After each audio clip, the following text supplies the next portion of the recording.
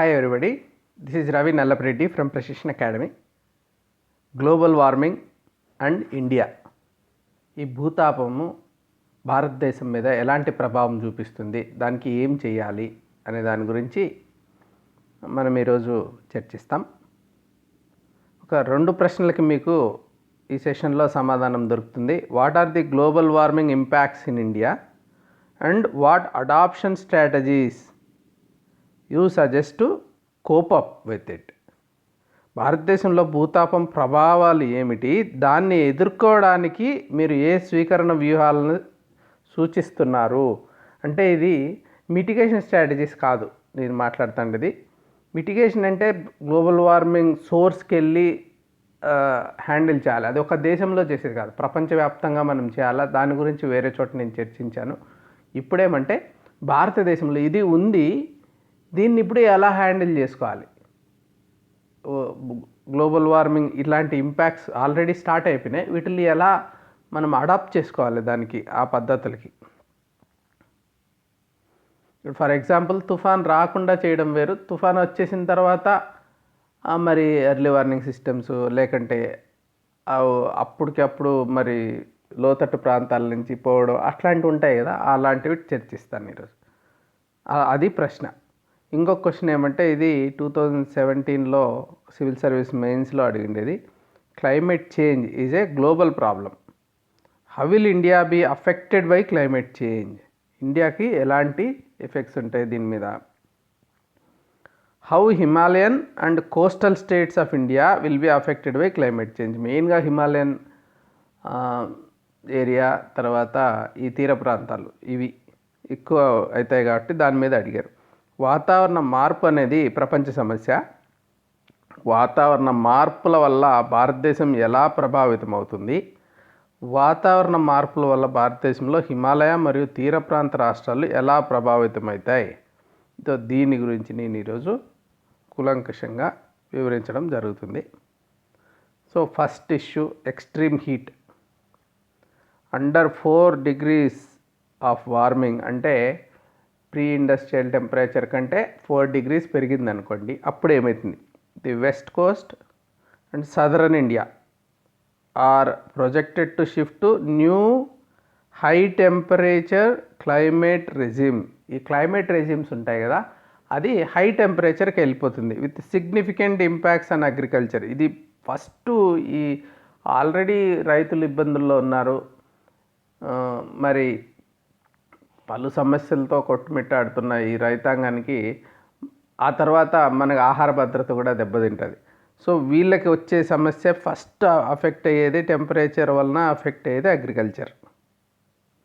మనము ఇండస్ట్రీస్లో లేకంటే ఏదో ఐటీ కంపెనీ అనుకోండి, ఏసీలు పెట్టుకుంటారు, మరి రైతులకి ఆ చెట్లకి మరి ఆ టెంపరేచర్ కంట్రోల్ ఎట్లా, అందుకోసం అవి చాలా ఇబ్బంది అవుతుంది. అడాప్షన్ ఏం చేయాలంటే పెద్దగా ఏం లేదు దీనికి, బిల్టప్ అర్బన్ ఏరియాస్. ఇప్పుడు ఇంకా ఈ సదరన్ పార్ట్ ఎందుకు ఎక్కువ అఫెక్ట్ అవుతుందంటే, ఆల్రెడీ అది ఈక్వేటర్కు దగ్గర ఉంది కాబట్టి అక్కడున్న అర్బన్ ఏరియాస్ అంతా కూడా హీట్ ఐలాండ్స్ లాగా అయిపోతున్నాయి.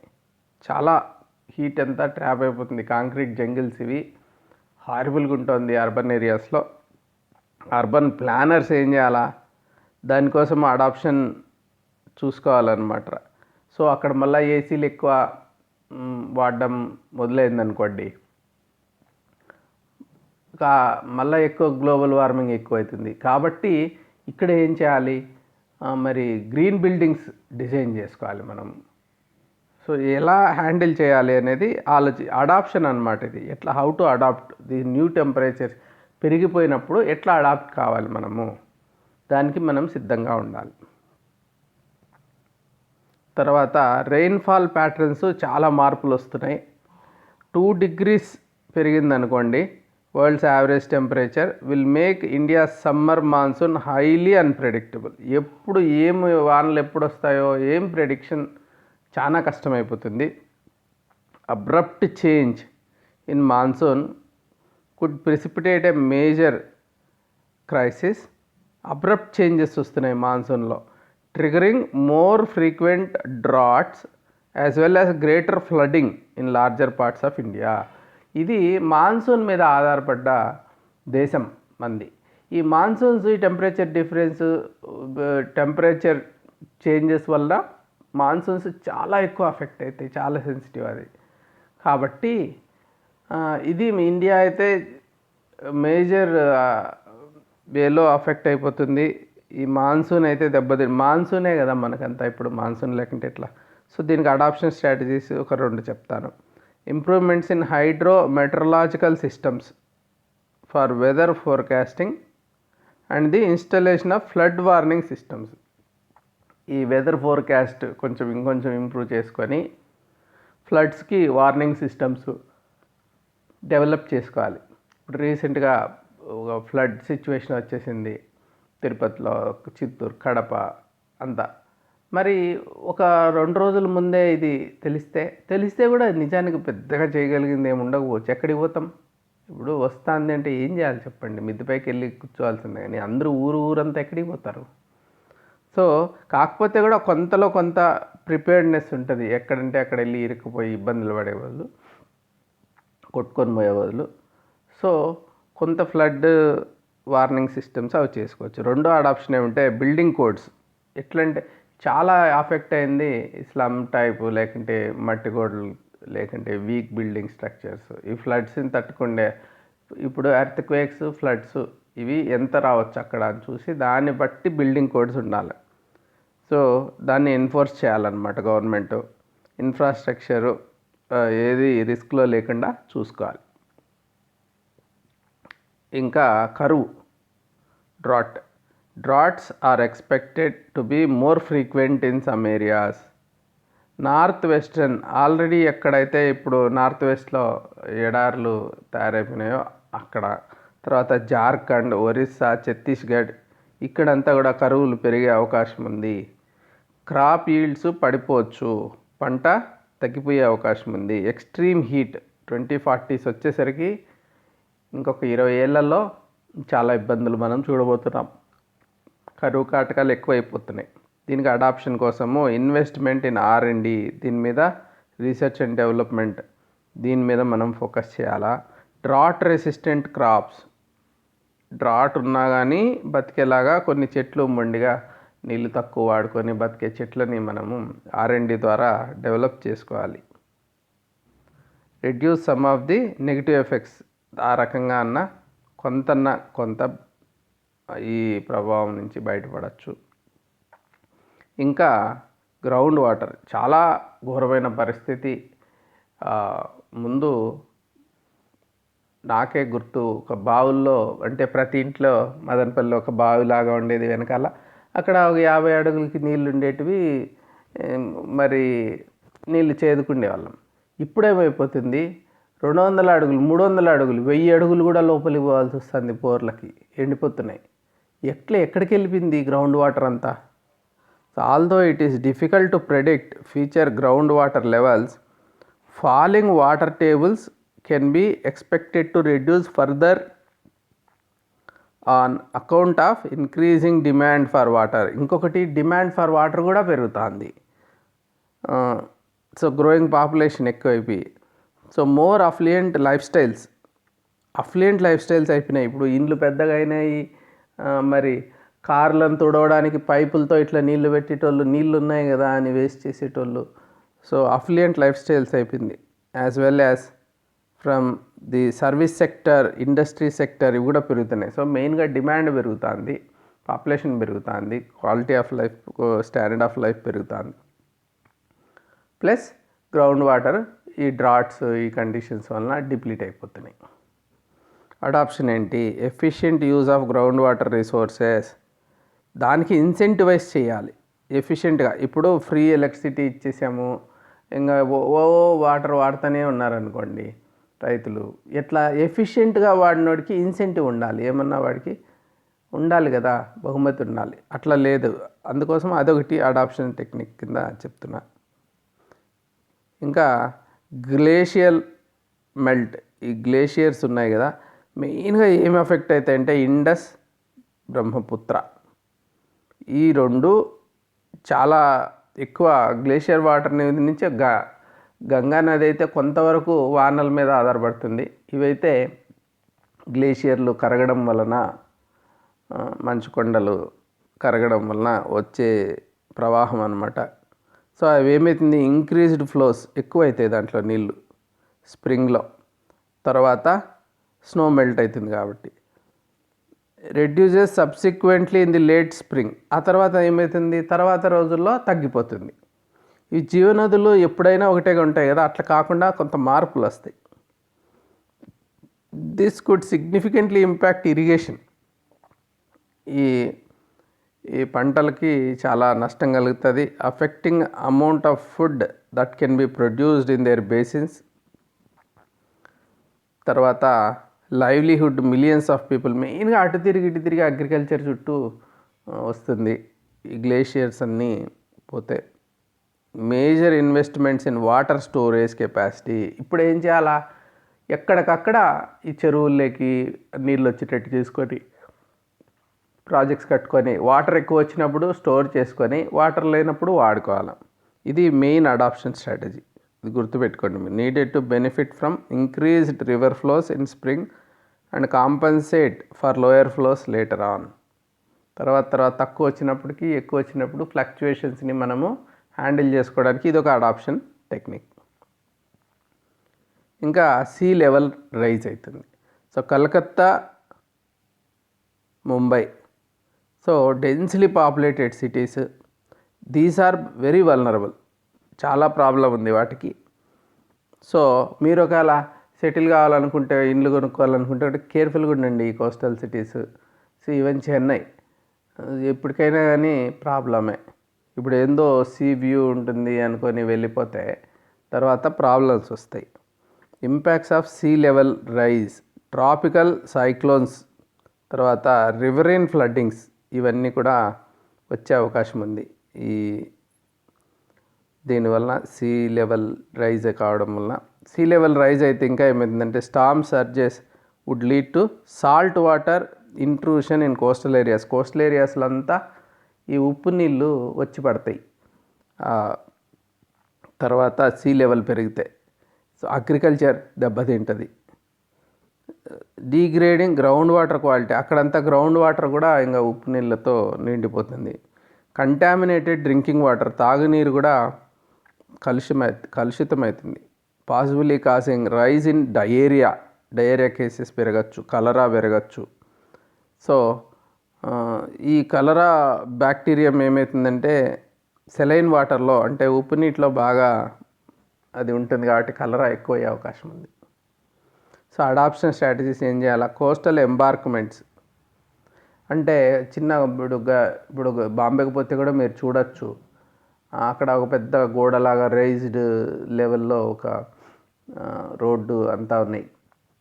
దాని చుట్టూ గోడలాగా బండలు వేసేసారు, ఆ నీళ్ళు కొంత హైట్లోకి రాకుండా.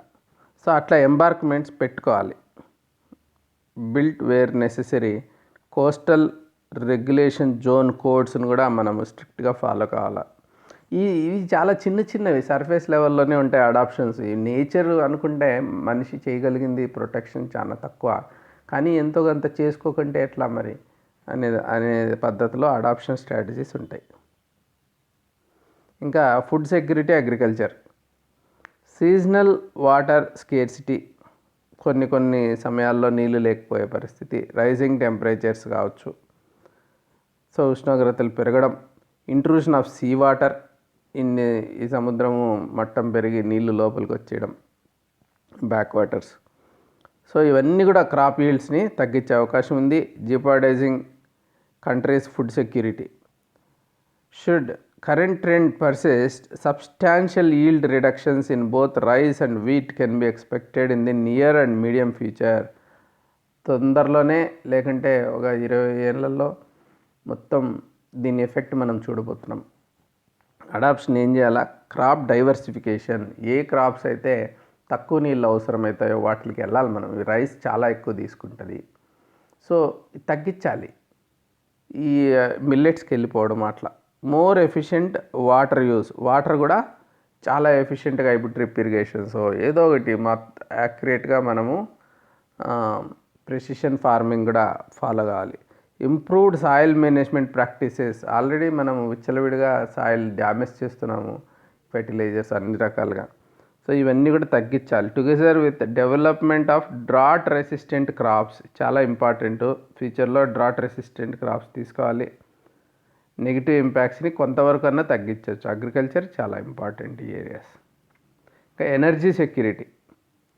So the increasing variability and long term decrease in river flows can pose a major challenge to hydro power plants. ఇప్పుడు హైడ్రో పవర్ ప్లాంట్స్ కూడా హైడ్రో పవర్ దీని మీద ఆధారపడింది, ఈ రివర్స్ మీద.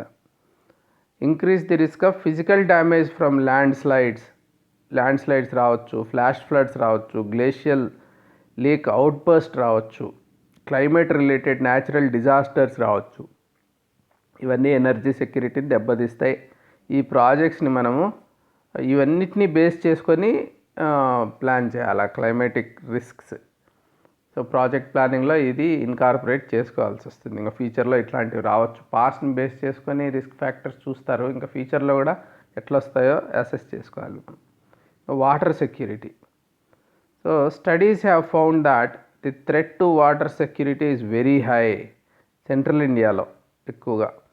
So mountain ranges of western ఘాట్స్లో, northern స్టేట్స్లో water problem వచ్చే అవకాశం ఉంది. ఏం చేయాలి? ఇరిగేషన్ సిస్టమ్స్ ఇంప్రూవ్ చేయాలా, వాటర్ హార్వెస్టింగ్ టెక్నిక్స్ వాడాలా, నీటి ఇంకుడు గుంతలు కావచ్చు, ఏదైనా water harvesting, rain harvest. More efficient agricultural water management, అగ్రికల్చర్లో water management బాగా చేయాలా.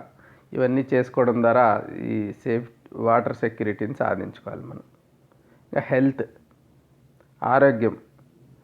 Climate change expected to have major health impacts. ఏమొస్తాయి? Malnutrition. ఫస్ట్ ఈ అగ్రికల్చరు దెబ్బతింటే మాల్ న్యూట్రిషను, దానివలన వచ్చే related health hazards like child stunting. Poor likely to be affected most. ఎప్పుడైనా ఈ climate change వలన అఫెక్ట్ అయ్యేది పూరే ఎక్కువగా, ఫస్ట్ అఫెక్ట్ అయ్యేది. అందరూ ఎఫెక్ట్ అవుతారు లేటర్ స్టేజ్లో. Malaria, other vector born diseases along with the diarrheal infections which are major cause of child mortality. పిల్లలు చనిపోయే అవకాశం ఉంది. హీట్ వేవ్స్ కూడా చాలా ఎక్కువైతాయి. హీట్ వేవ్స్తో కూడా చనిపోతారు మనుషులు. సో వడదెబ్బ అంటాం తెలుగులో, వడదెబ్బ. సో ఇలాంటివి ఎక్కువయ్యే అవకాశం ఉంది. అడాప్షన్ ఏంటి? Improvements in hydro meteorological systems, weather forecasting బాగా చేయాలా. Installation of flood warning system, floods వచ్చినప్పుడు వార్నింగ్ సిస్టమ్స్ ఉండాలా. అది ఈ రెండు చిన్న చిన్న అడాప్షన్స్ అంతే. అయినా కానీ హెల్త్ అలాగే అఫెక్ట్ అవుతుంది, దాన్ని మనం అడ్డుకోవడం కొంచెం కష్టం. So migration and conflict. Climate change impacts on agriculture and livelihood can increase the number of climate refugees. So regional cooperation ఉండాలి. క్లైమేట్ వలన వలసలు ఎక్కువైతాయి. రీజనల్ కోఆపరేషన్ వాటర్ ఇష్యూస్ మీద, ఎందుకంటే ఊరికే ఆ స్టేట్ ఈ స్టేట్ కొట్టుకోవడం, ఇప్పుడు ఆంధ్రప్రదేశ్, తెలంగాణ, తమిళనాడు, కర్ణాటక ఈ వాటర్ డిస్ప్యూట్స్ ఎక్కువైతున్నాయి కదా. సో అలా కాన్ఫ్లిక్ట్స్ అవి. సో మైగ్రేషన్ అంటే వలసలు ఎక్కువైతున్నాయి. సో బీహార్ నుంచి ఇప్పుడు మనం చూసాం కరోనా టైంలో కొన్ని 1000-1500 కిలోమీటర్లు కాలినడకన వెనక్కిపోయారు అప్పుడు లాక్డౌన్ చేసేసరికి. సో ఈ మైగ్రేషన్ ఎక్కువైతుంది, కాన్ఫ్లిక్ట్ ఎక్కువైతుంది. సో ఇవన్నీ కూడా మనకి భారతదేశానికి సంబంధించి ఎలాంటి భూతాపం వలన వచ్చే నష్టాలు ఎలా ఉంటాయి, దానికి మనం ఏమన్నా చిన్న చిన్న పరిష్కారాలు ఏం చేసుకోవాలనేది వివరించడం జరిగింది. సో మీరు ఇంతవరకు సబ్స్క్రైబ్ చేసుకోకుంటే చేసుకోండి, బెల్ సింబల్ నొక్కండి. మీకు ఏమైనా డౌట్స్ ఉంటే 8101010185కి వాట్సాప్ చేయండి. అర్థమైందా? Have a good day. Bye.